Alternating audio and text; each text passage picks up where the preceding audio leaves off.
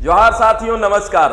Last videos में हम आपको बताए थे यूनाइटेड नेशन के बारे में, उसकी स्थापना के बारे में, उसकी पृष्ठभूमि के बारे में, किस प्रकार से पूरा विश्व एकजुट होकर लगभग 51 देशों ने जो है सिग्नेचर किया और फाइनली जो है यूनाइटेड नेशन की स्थापना विश्व के शांति और सुरक्षा के लिए किया गया था।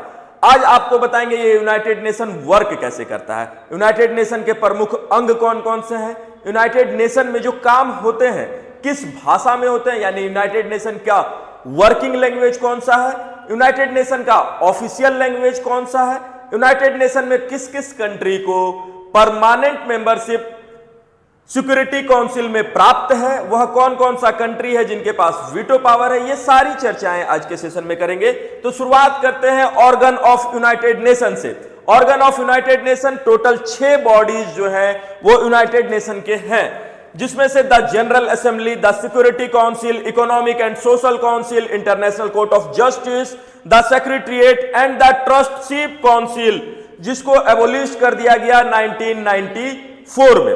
अब भैया जो हट गया है पहले उसकी चर्चा करेंगे, फिर बाकी पांचों की चर्चा करेंगे। यानी कि जिस टाइम पे यूनाइटेड नेशन की स्थापना हो रही थी टोटल 6 बॉडीज के साथ यूनाइटेड नेशन स्थापित हुआ था, जिसमें से एक बॉडीज, एक काउंसिल को निरस्त कर दिया गया, हटा दिया गया, क्योंकि जिस मंशा के साथ इसकी स्थापना की गई थी वो मंशा पूरी हो चुकी। 1994 आते आते फाइनली इसे हटा दिया गया। किसे हटा दिया गया? द ट्रस्टीशिप काउंसिल को। द ट्रस्टीशिप काउंसिल, जिस टाइम पे यूनाइटेड नेशन की स्थापना हो रही थी, आपको पता है बच्चों, दूसरा विश्व युद्ध समाप्त हुआ था। दूसरा विश्व युद्ध जिस टाइम पे समाप्त हुआ था उस टाइम पे बहुत से देशों ने अपना बहुत कुछ खो दिया था। उस टाइम पे बहुत से देशों को गुलामी से आजादी भी मिल रही थी, बहुत से देशों ने कुछ खोया था, बहुत से देश कुछ पा रहे थे। ऐसी स्थिति में इन देशों को स्टेबल करने के लिए द ट्रस्टीशिप काउंसिल की स्थापना की गई थी, जो इन देशों को फिर से, है ना, खड़ा होने के लिए, संप्रभु होने के लिए, स्वतंत्र होने के लिए प्रोत्साहित करता था, मदद करता था। 1994 आते आते मैक्सिमम देश जो है वो स्वतंत्र हो चुके थे, सब जगह पे लोकतंत्र स्थापित हो चुका था, संविधान स्थापित हो चुका था। यही कारण है कि 1994 में ये वाले काउंसिल को समाप्त कर दिया गया। आज वर्किंग में है 5 council, the general assembly, the security council, economic and social council, international Court of justice and the secretariat. इसमें से जो सबसे महत्वपूर्ण है बच्चे वो है the general assembly. The general assembly वह असेंबली है जहां यूनाइटेड नेशन के सभी मेंबर कंट्री के प्रतिनिधि एक साथ बैठते हैं। कितने मेंबर कंट्री हैं? 193 मेंबर कंट्री हैं, और इस 193 के प्रतिनिधि जो हैं एक साथ कहां बैठते हैं? जनरल असेंबली में बैठते हैं। क्लियर है बातें? अब बात करते हैं सिक्योरिटी काउंसिल की। ये जो सिक्योरिटी काउंसिल है, जो विश्व में सिक्योरिटी स्थापित करने का, सुरक्षा स्थापित करने का गारंटी ले रहा है, इसके सदस्य देश होते हैं 15। कितने होते हैं बच्चे? 15। और इस 15 को ना हम लोग डिवाइड करते हैं 2 पार्ट में। क्यों कर रहे हैं अभी समझ में आ जाएगा। 5 कंट्री ऐसे होते हैं जो परमानेंट मेंबर हैं, यानी इन्हें हटाया नहीं जा सकता, ये परमानेंट मेंबर है। और 10 कंट्री ऐसे हैं जो टेम्पोररी मेंबर हैं। ये क्या है? टेम्पोररी मेंबर हैं, जिनको समय समय पे बदला जाता है। क्लियर है बातें? यानी जो बदले जाते हैं उनसे तो आपको बहुत ज्यादा सवाल नहीं आएगा। भारत बहुत बार अस्थायी सदस्य यानी टेम्पोररी मेंबर रहा है। दैट्स मीन्स कि भारत जो है वह परमानेंट मेंबर का हिस्सा नहीं है। इसका मतलब वह अस्थायी मेंबर नहीं है। तो अस्थायी मेंबर कौन कौन है? वो 5 कंट्री कौन है जो हमेशा सिक्योरिटी काउंसिल का मेंबर रहता है, उनके बारे में जानेंगे। आइए परमानेंट मेंबर की एक बार चर्चा कर ले। सबसे पहले परमानेंट मेंबर में आते हैं यूएसए, फिर आता है हमारा यूके, फिर है चाइना, रसिया और फ्रांस। ये 5 कंट्री जो हैं, ये पांचों के पांचों कंट्री परमानेंट मेंबर हैं यूनाइटेड नेशन सिक्योरिटी काउंसिल के। और इन पांचों के पास वीटो पावर है ना, वीटो पावर। अब समझते हैं ये वीटो पावर क्या होता है। वीटो पावर ऐसा पावर है जो ना करने का अधिकार देता है।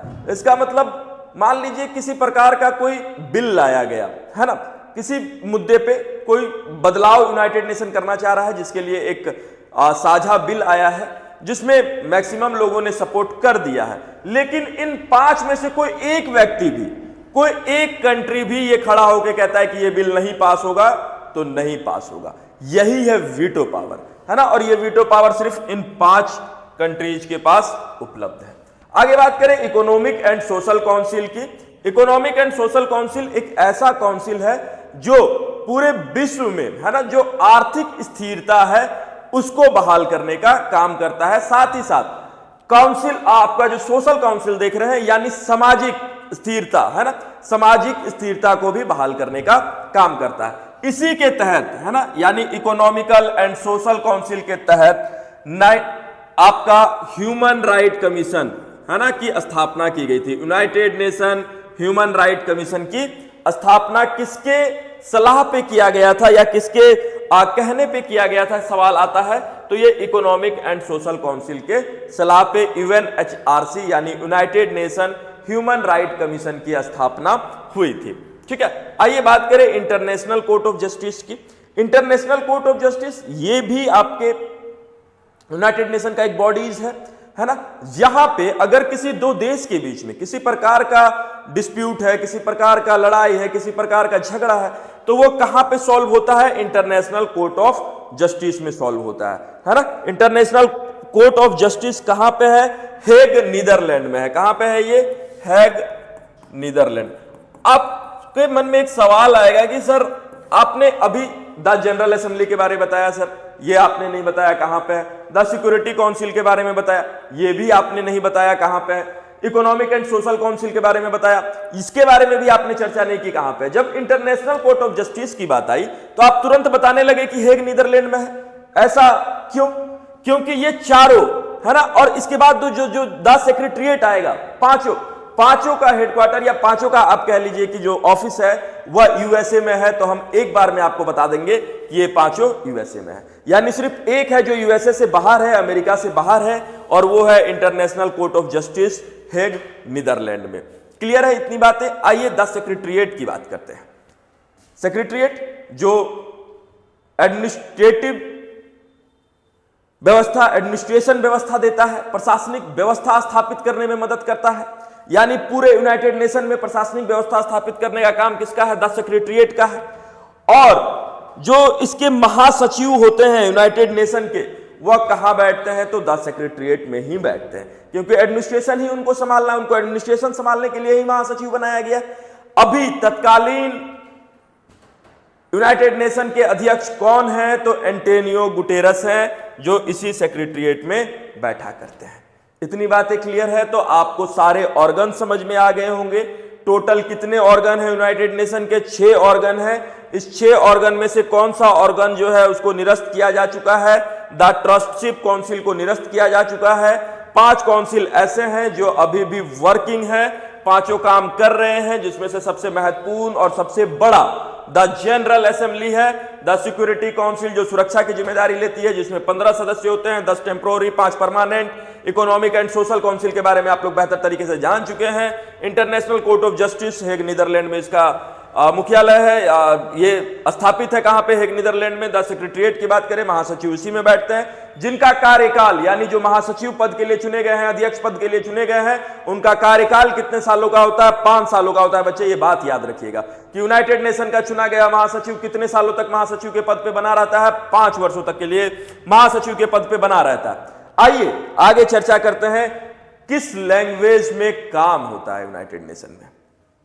बहुत इजी वे में आप लोग को समझ में आ रहा होगा, कहीं कोई प्रकार का दिक्कत नहीं आया होगा। यूनाइटेड नेशन के हर अंग को आप लोग समझ गए होंगे।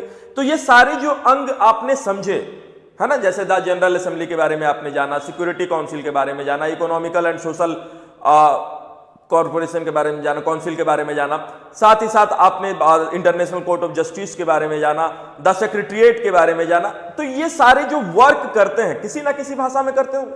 जैसे हम आपको पढ़ा रहे हैं तो आप देख रहे होंगे कि तब से हम हिंदी भाषा में पढ़ा रहे हैं। कंटेंट जो आपको उपलब्ध करा रहे हैं ये इंग्लिश भाषा में करा रहे हैं, यानी 2 अलग अलग लैंग्वेज का इस्तेमाल 2 अलग अलग चीजों के लिए कर रहे हैं। हम आपको समझाने के लिए हिंदी भाषा बोल रहे हैं, कंटेंट इंग्लिश भाषा में दिए हैं। ठीक इसी प्रकार से यूनाइटेड नेशन 2 अलग अलग लैंग्वेजेस का यूज कर रही है अलग अलग चीज में। कौन कौन से? एक तो वर्किंग लैंग्वेज इन्होंने बना रखा है, जो इनके यहां काम होता है ना, जो डेली रूटीन में काम करते हैं। मान लीजिए आज कोई काम करना है, आज कोई फाइल लाना है, आपस में बातचीत करना है, कुछ भी काम करना है, इसको हम लोग वर्किंग लैंग्वेज बोलते हैं। और एक ऑफिशियल लैंग्वेज है। ऑफिशियल लैंग्वेज क्या है? मान लीजिए साल भर का ये अपना कोई डिटेल निकाल रहा है, ये अपना कोई प्रोस्पेक्टिव निकाल रहा है, तो वो इन 6 लैंग्वेज में छापा जाएगा। ठीक है, कोई रूल निकाला, कोई पॉलिसी लेके आया, तो इन 6 लैंग्वेज में छपेगा। जब ऑफिस में काम होगा तो सिर्फ इन 2 लैंग्वेज में होगा, वर्किंग लैंग्वेज सिर्फ 2 है। और जब कुछ प्रिंट करवाया जाएगा यूनाइटेड नेशन का, तो ये 6 लैंग्वेजेस में किया जाएगा, ताकि इन 6 लैंग्वेजेस को बोलने वाले, पढ़ने वाले उसको खरीद के समझ सके कि भैया यूनाइटेड नेशन ने क्या क्या बदलाव किए हैं। समझ में आया होगा बात बहुत अच्छे से। आइए, वर्किंग लैंग्वेज कौन कौन सा है? इंग्लिश और फ्रांस। यानी यूनाइटेड नेशन में डेली बेसिस पे जो वर्क होता है वो किस लैंग्वेज में होता है? तो सर वो इंग्लिश और फ्रेंच लैंग्वेज में होता है। और जो ऑफिशियल लैंग्वेज है, जिस लैंग्वेज में इनके पॉलिसीज छपते हैं, वह कितने हैं सर? टोटल 6 है। इसमें वो दोनों वर्किंग लैंग्वेज भी इंक्लूड है, इंग्लिश और फ्रेंच। इसके अलावा 4 और लैंग्वेज है, जिसमें चाइनीज है, रसिया है, स्पेनिश है और अरेबिक है। अब आपको अच्छे तरीके से यूनाइटेड नेशन के 6 अंगों के बारे में पता चला होगा, जिसमें से 5 आज के समय में वर्किंग है। आपको यूनाइटेड नेशन के 5 पावरफुल कंट्रीज के बारे में पता चला होगा, जिनके पास वीटो पावर है। आपको यूनाइटेड नेशन किस लैंग्वेज में वर्क करता है, इसकी जानकारी पता चल गई होगी। किस लैंग्वेज में यूनाइटेड नेशन का ऑफिशियल लैंग्वेज कौन सा है, यह भी आपको पता हो चुका होगा। आगे आइए, वीटो पावर कंट्रीज आपको एक बार हम फिर से बता दें। यूएसए, यूके, चाइना, रसिया, फ्रांस, ये वो पावरफुल कंट्री हैं जो यूनाइटेड नेशन के सबसे पावरफुल कंट्रीज में से एक हैं। शॉर्ट नोट्स, अब आप एक स्लाइड में पूरे यूनाइटेड नेशन को रिवाइज कर सकते हैं बच्चों, है ना। क्या कुछ आपसे ऑर्गेनाइजेशन सवाल पूछेगा? यही वो पेज है जिस पेज से आज आप लोग से हम प्रॉमिस करके जा रहे हैं, और जिस दिन आप लोग जेपीएससी 14 का एग्जाम देके आइएगा, इस पेज में से एक क्वेश्चन होगा, ये आपको हम बता देते हैं। उस दिन आपको हम स्क्रीनशॉट लेके दिखाएंगे कि देखो ये बात हम बोले थे, और देखो यहां से एक क्वेश्चन आया, सिर्फ इस स्लाइड से एक क्वेश्चन गारंटी। यूनाइटेड नेशन का स्थापना कब हुआ, आपसे पूछा जा सकता है। 24 अक्टूबर 1945 को यह स्थापित हुआ। इसके लिए कहां पे सम्मेलन हुआ था? सैन फ्रांसिस्को में सम्मेलन हुआ था, जिसमें 50 कंट्रियों ने सिग्नेचर किया था। बाद में पोलैंड आके इससे जुड़ा, और टोटल 51 कंट्रियों के सिग्नेचर के साथ यूनाइटेड नेशन स्थापित होता है। इसका हेडक्वार्टर कहां पे है? न्यूयॉर्क, यूएसए में अवस्थित है। It has 2 type of language, एक ऑफिशियल लैंग्वेज एंड एक वर्किंग लैंग्वेज। कितने टोटल ऑफिशियल लैंग्वेज कितने हैं? 6 हैं। टोटल वर्किंग लैंग्वेज कितने हैं? 2 हैं। अगर वर्किंग लैंग्वेज की बात करें कौन कौन से हैं, जल्दी से आप लोग कमेंट करके बताइएगा कि वर्किंग लैंग्वेज, यूनाइटेड नेशन का वर्किंग लैंग्वेज कौन कौन सा है, और यूनाइटेड नेशन का ऑफिशियल लैंग्वेज कौन कौन सा है। आगे बात करें उन 5 कंट्री के बारे में जिनके पास वीटो पावर है, Russia, China, UK, USA and France. Chief of United Nation की बात करें तो एंटोनियो गुटेरस, और इनका कार्यकाल कितने साल का होगा बच्चों? 5 वर्ष का होगा। इनका कार्यकाल कितने साल का होगा? 5 वर्ष का होगा। There are 6 principal body in which one is abolished. और कब किया गया एबोलिश्ड? 1994 को। किसे किया गया? द ट्रस्टीशिप काउंसिल को किया गया। इतनी बातों में से कोई एक सवाल आपको इस बार 14 जेपीएससी में देखने को मिलने वाला है ना। तो आपका पूरा यूनाइटेड नेशन वाला टॉपिक बच्चे समाप्त हो गया है। आगे के वीडियो में अदर इंटरनेशनल जो एजेंसियां हैं उनके बारे में बता देंगे। अदर इंटरनेशनल एजेंसी की अगर बात करें तो कौन कौन सी और इंटरनेशनल एजेंसियां हैं? जैसे आप यूएनएचआरसी को जानते होंगे, रेड कलर क्लियर विजिबल है। यूएनएचआरसी को जानते होंगे, यानी United nation human right commission के बारे में जानते होंगे। इसके अलावा अगर बात करें तो आप लोग वर्ल्ड बैंक का नाम सुन रखे होंगे, आप लोग आईएमएफ का नाम सुन रखे होंगे।